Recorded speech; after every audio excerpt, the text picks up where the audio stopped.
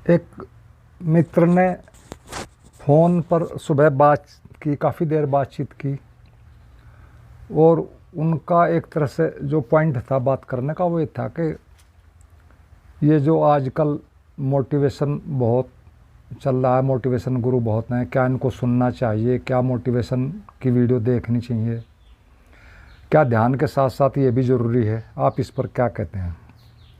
तो मैंने उनसे बात की और फिर यही कहा कि ठीक है, मैं इस पर एक वीडियो बनाता हूँ ताकि और भी कुछ मित्रों को ये सहायता कर सके। तो बात तो ये है कि आधुनिक समय में आध्यात्मिक साधक के लिए एक तरह से ये बात जानना समझना एक तरह से बहुत कीमती है। ये उनका प्रश्न, और कीमती इसलिए कि चारों तरफ का मतलब क्या, आजकल इंटरनेट का ज़माना, मोबाइल, इंटरनेट, किताब, सब जगह एक तरह से यही चल रहा है। मोटिवेशन की बहुत चीज़ें चल रही हैं। तो ये मोटिवेशन अच्छी बात है, लेकिन बस अच्छी सब कुछ नहीं, ये चीज़ें समझने की हैं। क्योंकि जीवन बहुत सी चीज़ों से मिलकर बना है और उसको सफल बनाने के लिए भी कई चीज़ों की एक तरह से ज़रूरत होती है या वो चाहिए होती हैं। तो ये तो है ही, लेकिन इससे भी ज़्यादा एक और ज़रूरी बात है कि जो चीज़ें हमें जीवन में चाहिए या सफल होने के लिए चाहिए, अपना लक्ष्य के लिए चाहिए, उनमें उन चीज़ों का अनुपात भी सही होना चाहिए। लेकिन यही काम एक तरह से कठिन है, यहीं आकर सारी गड़बड़ होती है। और गड़बड़ इसलिए होती है कि मन एक ही बात कहता रहता है कि एक ही चीज़ से सब चीज़ें हल हो जानी चाहिए, क्योंकि वो कंफर्ट जोन से बाहर नहीं आना चाहता और हम ये बात जानते नहीं। यही सारी गड़बड़ है। मोटिवेशन तो एक तरह से ऐसे है जैसे आप कहो कि आटे में नमक होता है ना, वो ठीक ठाक मात्रा में हो तो सब ठीक, ज़्यादा हो जाए तो फिर ठीक नहीं रहता। दूसरे ढंग से समझें तो दवाइयाँ स्वास्थ्य के लिए ठीक हैं, लेकिन स्वस्थ होने के बाद भी फिर उनको एक तरह से यूज करेंगे हम तो हानि होगी। या सिर्फ एक ही दवा को लंबे समय तक लेते ही रहें तो भी गड़बड़ होगी। उसके साथ में पत्ते फ्रेज भी ज़रूरी, लाइफ स्टाइल भी ज़रूरी, और भी कई चीज़ों की ज़रूरत है। तो एक चीज़ से बात नहीं बनती, वो अपना काम करती है। वो एक तरह से इसको दूसरे ढंग से समझें तो सभी चीज़ों की एक तरह से काम करने की एक सीमा होती है, वहाँ तक ही वो एक तरह से सही होते हैं, वरना फिर आगे वो धीरे धीरे फिर वो गलत होनी शुरू हो जाते हैं। और अगर पूरा सच देखें तो पूरा सच तो है कि मोटिवेशन की ज़रूरत एक तरह से नौकरों को पड़ती है, मालिक को कभी नहीं। वो इस चक्कर में पड़ते ही नहीं। वो मालिक बनने तक तो सभी कुछ का प्रयोग करते हैं। तो अध्यात्म में अगर इसको लें तो ऐसा है कि यदि आप मन के नौकर हैं तो मोटिवेशन ज़रूरी है, जो कि हम अधिकतर हैं ही। लेकिन यदि मालिक हैं तो फिर हमें ज़रूरत नहीं, फिर हम लेंगे भी नहीं। और मालिक से भी मेरा कई चीज़ों से रहता है। कुछ लोग शुरू से ही इस तरह के लोग होते हैं अपने अंदर कि उन्हें थोड़ी सी बात पकड़ा दो, वो उसी से ही पूरी करके उसी से ही मन के पार हो जाते हैं। जिनमें कबीर भी है, भूरी बाई भी, और बहुत चीज़ें, बहुत लंबी कहानी है। वो थोड़ी थोड़ी चीज़ों से ही हो जाते हैं, वो ज़्यादा इन झंझटों में पड़ते ही नहीं। लेकिन अधिकतर लोग ऐसे नहीं होते। और सच बात तो है कि मन तो मन है, वो उसके पास हमारी सारी कमज़ोरियों की लिस्ट साफ साफ है, और हमारे पास उसकी कमज़ोरियों की लिस्ट एक तरह से नहीं के बराबर है। इसीलिए वह हर बार जीत जाता है। एक बात और भी है, और वो दूसरे के हमें एडिक्ट होने की भी एक जन्मजात बीमारी है। उन्हें हम समझते नहीं। ठोस चीज़ों में तो हम समझ लेते हैं, जैसे शराब की लत है, ड्रग्स की लत है, वो हमें दिखाई देती हैं जीवन में, ठोस चीज़ें हैं, उनके प्रभाव भी ठोस है। लेकिन इसी तरह कुछ आध्यात्मिक लतें भी होती हैं, वो हमें दिखती नहीं। अब ये आप कहोगे कि ये क्या लत है, तो थोड़ा हम अपने ही जीवन का एक तरह से यदि विश्लेषण करें ईमानदारी से, तो उनमें एक ये भी लत है कि आध्यात्मिक प्रवचन सुनने की लत। बहुत से लोग हम वर्षों तक सुनने हैं, हम सुनते रहते हैं क्योंकि हमें बड़ा अच्छा लगता है, बड़ा रिलीफ मिलता है, हम समझते हैं हमने कुछ पा लिया है। तो ये कुछ दूर तक तो ये बात सही है, लेकिन ये भी जानो कि बहुत से लोगों ने सुने ही नहीं, किताबें पढ़ी नहीं, बहुत थोड़ी सी बात करी, जरा से अपने गुरु ने कुछ कहा थोड़ा सा, और उसको 100% कर लिया और बात हो गई। लेकिन ये जो प्रवचन सुनने की आदत है, ये किताबें पढ़ने की आदतें हैं, ये धीरे धीरे एक तरह से लत बन जाती है यदि लंबे टाइम तक रोज रोज ये करोगे। और उसका असली कारण है कि हम अगले स्टेप पर नहीं जाते, एक ही स्टेप से चाहते हैं सारा हो जाए, उसी से हो जाए। तो ये प्रवचन सुनने की भी आदत है। अगर हमेशा ऐसे ही करते रहोगे तो क्या होगा? कुछ भी नहीं।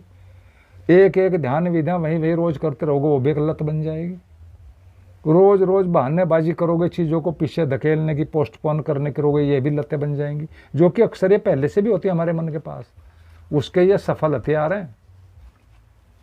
अच्छा, ज्ञान के नाम पर इन्फॉर्मेशन इकट्ठी करते रहो, ये भी एक लत है। हम सब सूचनाएं इकट्ठी कर रहे हैं, प्रैक्टिकल में कभी बदलते नहीं।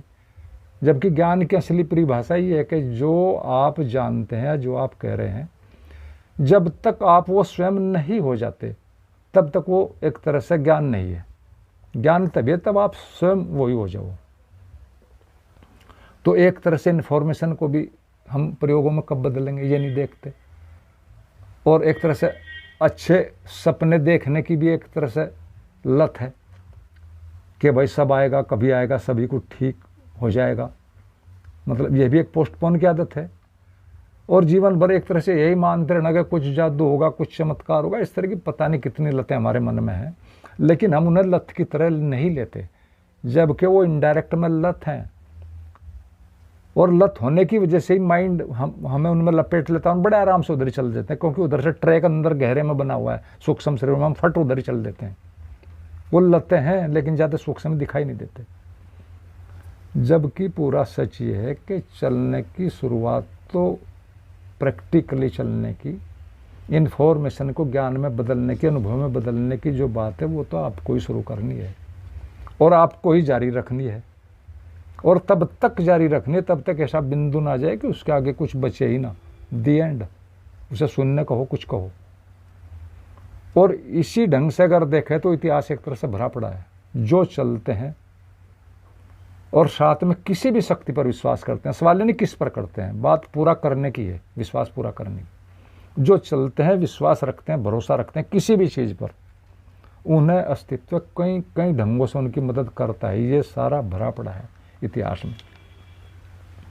और एक कहावत तो अध्यात्म में आम चलती है कि तुम यदि परमात्मा की तरफ एक कदम चलते हो तो वह तुम्हारी तरफ 10 कदम चलता है। ये अरब जगत में पहले से कहावत है। और मैं आपको वैसे भी याद करा दूं कि जीवन की सफलता के रास्ते में कहो या लक्ष्य को पाने के रास्ते में कहो, 2-3 बातें एक तरह से मुख्य रुकावटें होती हैं। पहली तो यही होती है कि कभी भी कोई लक्ष्य ही साफ साफ निर्धारित ना करना, बस कुछ भी कर दिया, कुछ देखा देखा कुछ कर दिया, कभी इधर चल दिए, कभी उधर चल दिए। एक सर्वे में पाया गया, ये सर्वे कई बार मैंने पढ़े, कि 80% लोगों के जीवन में कोई भी लक्ष्य होता ही नहीं, बस वो ऐसे ही चलते हैं, जो पुराना है उस पर या जो देख लिया उसके हिसाब से। पहला तो यही है। और इसका सीधा कारण है, हमारा मन उसी चीज़ पर पूरी एनर्जी लगाता है या ऊपरी तलों से हेल्प लेता है जो उसके सामने बिल्कुल क्लियर होती हैं, साफ सुथरी क्लियर, वो उन पर पूरा काम करता है। जो थोड़ी भी कन्फ्यूजिंग है उन पर वो काम ही नहीं करता या बहुत कम करता है। पहला तो यही है कि हमारा कोई लक्ष्य साफ सुथरा, स्पष्ट और सेट नहीं है।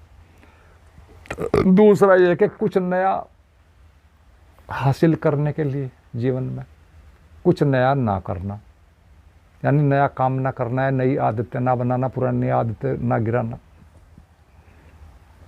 और बड़ी सीधी बात है कि यदि हम वही करते हैं जो कि अब तक करते आ रहे हैं तो हमें वही मिलेगा जो अब तक मिला है। और आध्यात्मिक जागरण का तो सच पूछो मतलब ही एक है कि सबसे गुजरो, सब कुछ सीखो और अंत में सबके पार हो जाओ, निपट अकेले रह जाओ। और निपट अकेले रहने में जो सबसे बड़ी चीज़ है करने की, वो है हमारा ज्ञान बाधक। यानी अंत में सब चीज़ों से गुजर कर जल्दी जल्दी सारे अनुभव लेकर, कुछ अपने कुछ दूसरों के अनुभव लेकर, और अंत में सारे ज्ञान को गिरा दो। और इस तरह गिरा दो जैसे बाथरूम में सारे कपड़े गिराकर पूरी तरह नंगे हो जाते हैं। तो बात बनती है, कुछ भी नहीं रखना है। और महावीर जैसे अद्भुत लोग भी हैं, उन्हें अंदर भी गिरा, बाहर भी सारा गिरा दिया, बिल्कुल ही नंगे हो गए। तो ये चीज़ें थोड़ी सी एक तरह समझने की हैं। तो पहली दो बातें तो ये, एक और तीसरी बाधा भी है, वो ये कि सारी मेहनत हम परिधि पर ही एक तरह से करते हैं कि अपने केंद्र पर काम ना करना। इस बात को एक तरह से हम ये समझते हैं कि मनुष्य मन के एक तरह से संदर्भ में ऐसे समझते हैं कि अपने पर विश्वास ही ना ये करना कि हम इस काम को कर लेंगे, सारा काम बाहर से ही जानकारी के आधार पर ही करना।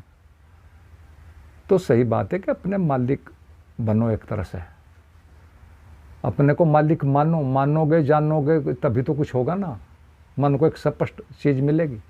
और शाश्वत नियम है कि जो तुम अपने को मानते हो समझते हो, धीरे धीरे सभी भी आपको वही मान लेने लगते हैं, आपका मन भी वही मानने लगता है और आप वैसे ही हो भी जाते हैं। यही भगवान बुद्ध ने बहुत पहले कहा था, यही सारा मनोविज्ञान कहता है। तो एक तरह से वैसा ही मानकर एक तरह से हमें चलना चाहिए, जो हमें बनना है, जो हमारा लक्ष्य है। और एक ऑटोमेट है ये सारा मामला, एक अदृश्य प्रतिक्रिया हमारे सबकॉन्शियस माइंड में सब हो जाती है। बस बात हमारे मानने की है पूरी तरह से, भले ही शुरू में झूठ भी लगे लेकिन मानो वो होगा पक्का। और जो हमारा विश्वास है या आत्मविश्वास है, एक तरह से यही सारा आधार है। सफल लोगों के जीवनियाँ पढ़ो तो पाओगे, यही पाओगे। सिकंदर के बारे में एक बड़ी खास बात है कि जब वो दुनिया को जीतने चला तो उसने एक उस अक्षेत्र के जो फेमस ज्योतिष था उसको बुलाया, उसको दिखा अपने हाथ के, देखो मैं इस तरह से इस उद्देश्य से इस काम के लिए जा रहा हूँ, विश्व जीतने के लिए क्या है, मेरी हाथ की रेखाएं क्या करी। तो उस ज्योतिषी ने कहा कि देख दाख करके देखो, तुम्हारे हाथ में तो ये भाग्य की रेखा ही नहीं है, तुम तो कुछ कर ही नहीं सकते, कि तुम्हारा तो भाग्य ही बिल्कुल गड़बड़ है, भाग्य रेखा ही एक तरह से ख़त्म है, बहुत कमज़ोर है। तो कहते हैं कि सिकंदर ने पेन उठाया और अपने हाथ पर फ़ौरन वो लकीर खींच ली जहाँ भाग्य रेखा होती है सीधे वाली, और एक आगे लो मैंने खींच ली, है या नहीं है मुझे इससे कोई फ़र्क नहीं पड़ता। और उस आदमी सफल हुआ, सब जानते हैं। तो यहाँ सीधी बात है कि मैं जो ये अध्यात्म में केंद्रित होने की बात करता हूँ एक तरह से वह यही है कि ध्यान दूसरों से हटाकर स्वयं पर भी लगाओ, स्वयं पर आओ, अपने में रुको, स्वयं को जानो, मानो, महसूस करो। और ध्यान भी यही करता है, परंतु समस्या ध्यान में इसलिए आ जाती है कि थोड़ा सा कुछ मिल तो ही हमारा मन हमें उसी को संतुष्ट करने के लिए स्वीकार राजी कर लेता है कि बहुत मिलेगा बहुत ठीक है, क्योंकि वो कुछ होता है, पहले हमने वैसा कभी जाना नहीं थोड़ा सा। और बुद्ध का तो वचन ही इस बारे में एक तरह से फेमस है, स्पष्ट, कि मनुष्य अपने जीवन में दो ही गलती करता है। पहली तो ये करता है कि इस दिशा में चलता नहीं जागरण की, और दूसरी गलती ये करता है कि कभी भी अंत तक नहीं पहुंचता। तो सच बात है कि यदि थोड़ा सा भी बुद्धिमत्ता पूर्वक सोचा जाए तो यही तो एक काम करने जैसा है। आप कुछ भी संसार में पाओ, कुछ भी बन जाओ, लेकिन एक बात हमेशा गहरे में डर बनी ही रहती है हमारे मन की गहराइयों में कि पता नहीं कल ये चीज़ रहेगी या नहीं, ये पद रहेगा नहीं, ये धन, ये संबंध, ये अच्छाइयाँ, ये खुशी कल रहेगी ना, हमेशा एक शक रहता है। लेकिन ये तो है ही, गहरे तल पर हम कभी भी अपने होने में शक नहीं कर सकते, ना बाहर से बौद्धिक स्तर पे, वैचारिक स्तर पे, और ना गहरे में कभी भी, क्योंकि हमें पता है हम हैं, हम कभी नष्ट नहीं होंगे। और इसी कारण तो हम मौत से भी नहीं घबराते, रोज़ मौत देखते हैं लेकिन हम कभी सीरियसली नहीं लेते, क्योंकि हम अंदर गहरे में पता है कि हम हैं, हमेशा रहेंगे। हालांकि ये एक अचेतन प्रक्रिया है, एक बेहोश की स्थिति है। तो ध्यान तो सिर्फ ये तो कि सारे अचेतन को चेतन बनाओ, ये है, लेकिन अभी तो कुछ भी नहीं, गहरे में हमें पता है, इसीलिए हम ज़्यादा वो नहीं होते, सारी मुसीबतों को झेलते चले जाते हैं जीवन में, कभी जागने की कोशिश नहीं करते। लेकिन इस तरह चलेंगे तो कभी तक चलते रहो, कुछ नहीं होना। अचेतन को चेतन बनाना ही पड़ेगा, यही सारी की सारी साधना है। तो आपने मेरी बातों को सुना, बहुत बहुत धन्यवाद। और उन मित्र का भी थोड़ा प्रश्न साफ हुआ होगा, और भी कुछ मित्रों को थोड़ी सी चीज़ें समझ में आई होंगी। फिर भी कोई मित्र कुछ भी जानना चाहे फ़ोन पर बात कर सकता है, कमेंट कर सकता है। आपने सुना, बहुत बहुत धन्यवाद। अंत में सभी मित्रों को मेरा प्रणाम।